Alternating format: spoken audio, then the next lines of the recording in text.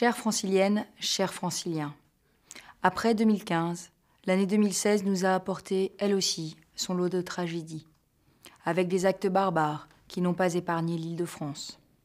Je veux, en cette fin d'année, partager mes pensées les plus chaleureuses avec les victimes, leurs familles et leurs proches, si durement éprouvés, ainsi qu'avec l'ensemble des franciliens, qui ont tous été affectés par ces épreuves.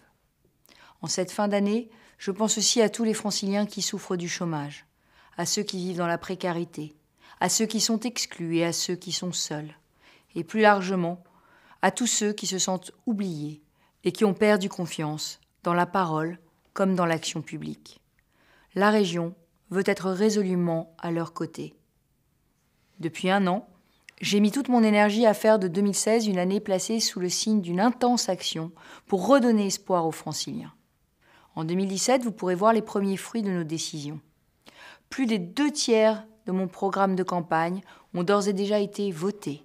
C'est 1 an de promesses et d'engagements tenus. Ils sont conformes à mes 3 exigences pour une région à la fois conquérante et réconciliée: la justice, l'exemplarité et le rassemblement. Je ne citerai que les plus emblématiques des décisions. D'abord, le lancement de la révolution des transports, avec la commande de 700 trains neufs ou rénovés sur les réseaux RER et Transiliens d'ici 2021 pour remplacer les trains vieux de plus de 30 ans. L'emploi ensuite, avec une politique offensive d'attractivité des entreprises et une refonte des formations pour qu'elles soient en lien avec les métiers d'avenir et proches de chez vous.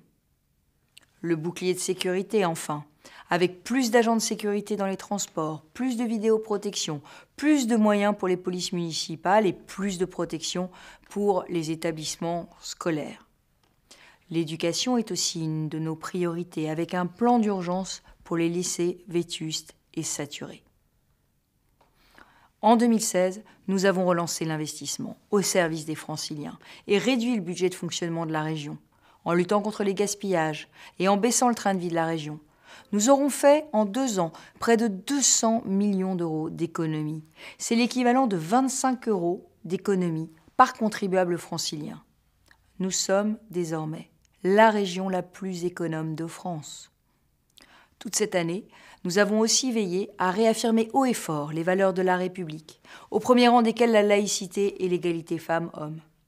Alors que le pacte républicain vacille, ce combat est essentiel si nous voulons rester unis. Et c'est pourquoi j'ai fait de la lutte contre la radicalisation dans les lycées et les associations franciliennes une priorité. L'année 2017, vous le savez, c'est l'année du Brexit, la sortie du Royaume-Uni de l'Union européenne. La région a été en première ligne dès le lendemain du référendum pour attirer des emplois chez nous. Oui, nous déroulons le tapis bleu-blanc-rouge aux entreprises implantées en Grande-Bretagne. Il n'est pas question pour nous de rater le coche. Je veux faire de notre région la métropole la plus attractive d'Europe, car notre urgence sociale, c'est de vaincre le chômage. L'année 2017, c'est aussi l'année du choix de la ville qui accueillera les prochains Jeux olympiques et paralympiques. Nous avons aussi candidaté à un autre événement majeur et porteur de dynamique économique et de cohésion nationale, l'exposition universelle de 2025.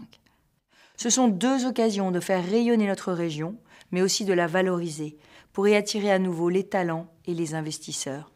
Les valeurs de l'olympisme peuvent aussi souder notre jeunesse et renforcer notre fierté nationale en ces temps troublés. Il nous faut tous nous mobiliser. D'ici le choix, en septembre prochain, à Lima, le projet de JO 2024, c'est notre projet collectif.